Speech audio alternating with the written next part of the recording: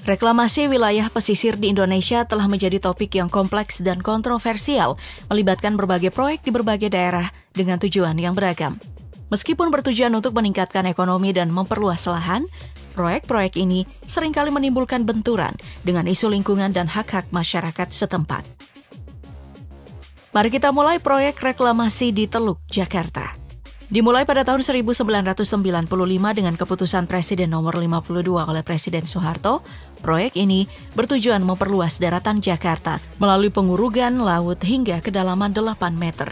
Tujuan awalnya adalah mengatasi keterbatasan lahan akibat pertumbuhan penduduk yang pesat. Namun seiring waktu, tujuan proyek ini bergeser menjadi upaya mitigasi banjir yang kerap melanda Jakarta.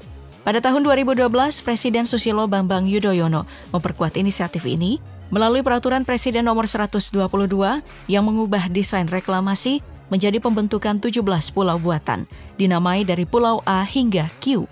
Gubernur DKI Jakarta saat itu Fauzi Bowo juga mengeluarkan Peraturan Gubernur nomor 121 untuk penataan ruang reklamasi tersebut. Meskipun demikian, proyek ini menuai kontroversi dan penolakan dari berbagai kalangan.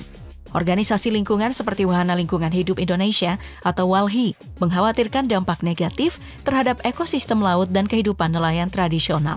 Mereka menilai bahwa reklamasi dapat memperburuk polusi air dan merusak habitat alami di Teluk Jakarta. Selain itu, reklamasi pantai dapat mengubah wilayah tangkapan nelayan menjadi daratan yang berdampak negatif pada kondisi sosial ekonomi dari masyarakat nelayan, terutama karena banyak dari mereka tidak memiliki tanah sebagai tempat tinggal alternatif. Dari sisi ekonomi, proyek ini diharapkan dapat meningkatkan nilai properti dan menyediakan lahan baru untuk pengembangan komersial dan perumahan. Namun, manfaat ekonomi ini seringkali dirasakan lebih oleh investor besar dibandingkan masyarakat lokal. Secara sosial, perubahan lingkungan akibat reklamasi dapat memicu konflik antara pengembang dan komunitas lokal yang merasa terpinggirkan. Lingkungan juga terancam oleh hilangnya habitat alami dan penurunan kualitas air laut. Pada tahun 2014, saat masih menjadi gubernur, Joko Widodo mengeluarkan izin pelaksanaan reklamasi untuk beberapa pulau. Namun pada tahun 2018, Gubernur Anies Baswedan mencabut izin tersebut dan menghentikan proyek reklamasi di Teluk, Jakarta. Keputusan ini diambil sebagai respon terhadap berbagai kritik dan penolakan yang muncul terkait dampak negatif dari proyek tersebut. Selanjutnya, ada rencana reklamasi Teluk Benoa di Bali yang telah menjadi sumber perdebatan sengit sejak awal perencanaannya. Proyek ini dirancang untuk mengembangkan kawasan wisata dan infrastruktur pendukungnya di wilayah Bali Selatan yang dikelilingi oleh beberapa pulau seperti Nusa Penida dan Nusa Lembongan. Namun masyarakat Bali, terutama komunitas adat, menolak keras proyek ini karena dianggap mengancam kesucian dan pelestarian lingkungan Teluk Benoa. Penolakan ini diwujudkan melalui gerakan Tolak Reklamasi Teluk Benoa yang melibatkan berbagai elemen masyarakat, termasuk seniman, akademisi, dan tokoh adat. Mereka berpendapat bahwa reklamasi akan merusak ekosistem mangrove, terumbu karang, dan mengancam keberlanjutan budaya serta tradisi lokal yang sangat terkait dengan kawasan tersebut. Selain itu, perubahan status Teluk Benoa dari kawasan konservasi menjadi kawasan pemanfaatan umum melalui Peraturan Presiden nomor 51 tahun 2014 semakin memicu kekhawatiran. Dampak negatif yang dikhawatirkan meliputi kerusakan ekosistem, hutan mangrove, peningkatan resiko banjir akibat hilangnya area resapan air, dan ancaman terhadap mata pencaharian nelayan lokal karena berkurangnya wilayah tangkapan ikan. Selain itu, percepatan pembangunan infrastruktur tanpa mempertimbangkan kapasitas lingkungan dapat mengakibatkan overdevelopment yang justru merugikan Bali dalam jangka panjang. Pada akhirnya, tekanan dari masyarakat dan berbagai organisasi lingkungan berhasil menghentikan sementara proyek reklamasi ini. Namun, status hukum dan peraturan terkait masih memerlukan revisi untuk memastikan perlindungan jangka panjang bagi Teluk Benoa dan warisan budaya Bali. Kasus ini menjadi contoh penting bagaimana partisipasi aktif masyarakat dalam mempengaruhi kebijakan pembangunan yang berkelanjutan dan berpihak pada kepentingan publik. Dari Bali kita menuju ke Makassar. Di sini ada proyek reklamasi Center Point of Indonesia atau CPI yang dimulai pada tahun 2009 dengan tujuan menjadikan Makassar sebagai kota dunia dan smart city serta meningkatkan kualitas hidup masyarakat. Namun, proyek ini menuai kontroversi dan penolakan dari berbagai pihak. Sejak awal pelaksanaannya, reklamasi CPI telah menyebabkan penggusuran paksa terhadap 32 kepala keluarga di Kecamatan Mariso pada tahun 2014 yang berdampak pada hilangnya mata pencaharian nelayan dan putusnya pendidikan anak-anak mereka. Selain itu, ekosistem pesisir dan wilayah tangkapan ikan turut berdampak negatif, memaksa nelayan beralih profesi menjadi pemulung atau buruh di daerah lain. Dari segi ekonomi, proyek ini melibatkan investasi besar, termasuk 3,5 triliun rupiah dari PT Ciputra Development Tbk untuk tahap pertama pembangunan. Namun, manfaat ekonomi ini dipertanyakan mengingat dampak sosial dan lingkungan yang ditimbulkan. Gelombang protes muncul dari berbagai kalangan, termasuk masyarakat yang terdampak, organisasi nirlaba, dan mahasiswa yang tergabung dalam Aliansi Selamatkan Pesisir atau ASP. Pada Januari 2016, Wahana Lingkungan Hidup Indonesia atau WALHI Sulsel bersama LBH Makassar menggugat Pemprov Sulsel dan pengembang di Pengadilan Tata Usaha Negara PT UN Makassar.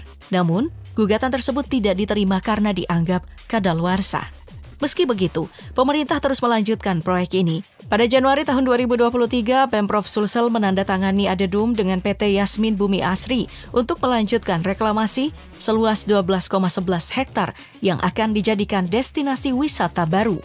Langkah ini menimbulkan kekhawatiran akan dampak lanjutan terhadap lingkungan dan masyarakat sekitar, khususnya Pulau Lelai yang berdekatan dengan area reklamasi.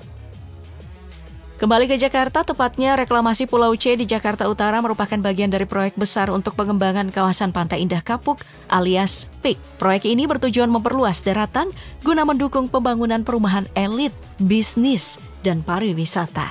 Namun warga mengeluhkan adanya pagar laut sepanjang 500 meter yang diduga menghambat akses nelayan ke lautan. Pemerintah Provinsi Jakarta menyerahkan penyelidikan kepada pemerintah pusat. Sementara aktivis lingkungan menyoroti bagaimana reklamasi memperburuk banjir rob akibat penurunan tanah dan hilangnya ekosistem pesisir. Next, ada pagar laut sepanjang 30,16 km di pesisir Tangerang, Banten yang juga menjadi kontroversi besar. Dibangun tanpa izin yang jelas, pagar ini menghalangi akses nelayan di 16 desa dan 6 kecamatan. Warga mengeluhkan biaya operasional meningkat karena harus memutar jauh, menghabiskan lebih banyak BBM serta merusak alat tangkap mereka. Kasus ini semakin pelik setelah Bareskrim Polri menetapkan 4 tersangka termasuk Kepala Desa Kohot karena dugaan pemalsuan sertifikat hak guna bangunan dan hak milik atau SHM. Sertifikat fiktif digunakan untuk mengklaim kepemilikan wilayah laut yang kemudian dipagar. Setelah protes warga dan intervensi pemerintah, pagar laut akhirnya dibongkar oleh TNI Angkatan Laut bersama para nelayan pada Februari 2025. Namun, masyarakat meminta pengawasan ketat agar kejadian serupa tidak terulang, mengingat wilayah ini adalah sumber penghidupan ribuan nelayan. Sekarang kita beralih ke Teluk Ambon, Maluku, yang dulunya kaya akan hutan mangrove dan lamun, kini berubah menjadi hutan beton akibat reklamasi pesisir. Proyek reklamasi terutama di kawasan Galala hingga Tantui mempercepat pendangkalan teluk dengan sedimentasi meningkat 6 kali lipat sejak 1987. Akibatnya, air laut yang dulu jernih kini keruh, ekosistem laut terganggu, dan hasil tangkapan nelayan menurun drastis. Penolakan datang dari masyarakat dan akademisi karena reklamasi ini memperburuk lingkungan. Bahkan, paus yang dulu sering terlihat di teluk kini menghilang. Pembangunan infrastruktur besar seperti Jembatan Merah Putih memperparah kondisi dengan sisa material yang mencemari laut. Ketua DPD RI A.A. Lanyala Mahmud Mataliti mendesak pemerintah daerah membuat regulasi ketat agar reklamasi tidak merusak lingkungan dan merugikan masyarakat pesisir. Dan yang tak kalah hangat dibicarakan, ada reklamasi di Pantai Camplong, Kecamatan Camplong, Sampang, Jawa Timur, telah menjadi sorotan sejak 2018. Tujuan utama reklamasi ini adalah untuk memperluas lahan pemukiman dan tambak udang. Namun, proyek ini menuai kontroversi karena dilakukan tanpa izin resmi, sehingga menimbulkan penolakan dari berbagai pihak. Pakar Hukum Agraria Universitas Airlangga, Umar Muhtar, mengungkapkan bahwa banyak masyarakat yang menguruk lautan tanpa izin reklamasi dan mendirikan bangunan tanpa alas hak yang jelas. Secara sosial, reklamasi tanpa izin ini memicu konflik antara pemerintah, masyarakat, dan aktivis lingkungan. Dari sisi lingkungan, penebangan hutan mangrove untuk alih fungsi lahan menyebabkan kerusakan ekosistem pesisir dan meningkatkan resiko abrasi. Sejak kemunculan peraturan pemerintah nomor 26/2023 tentang pengelolaan hasil sedimentasi di laut, memang telah memicu kontroversi karena melegalkan reklamasi dan penambangan pasir laut, bahkan di area pesisir sempit. Regulasi ini dinilai lebih mengakomodasi kepentingan bisnis dibandingkan tata ruang berbasis keberlanjutan. Menteri Kelautan dan Perikanan Sakti Wahyu Trenggono mengklaim pemasangan pagar laut di Tangerang dapat memicu reklamasi alami, tetapi pakar geologi UGM Salahuddin Hussein membantahnya. Menurutnya, reklamasi alami lebih efektif menggunakan groin daripada pagar laut yang hanya berfungsi sebagai pembatas lahan. Ada banyak dampak lingkungan global akibat reklamasi yang sering kali diabaikan pemerintah, mulai dari peningkatan abrasi, hilangnya ekosistem pesisir, dan gangguan pada rantai makanan laut. Solusinya adalah memperketat regulasi dengan mempertimbangkan daya dukung lingkungan. Alternatifnya, pembangunan harus mengadopsi prinsip ramah lingkungan seperti pemanfaatan struktur alami dan rehabilitasi ekosistem mangrove untuk menjaga garis pantai.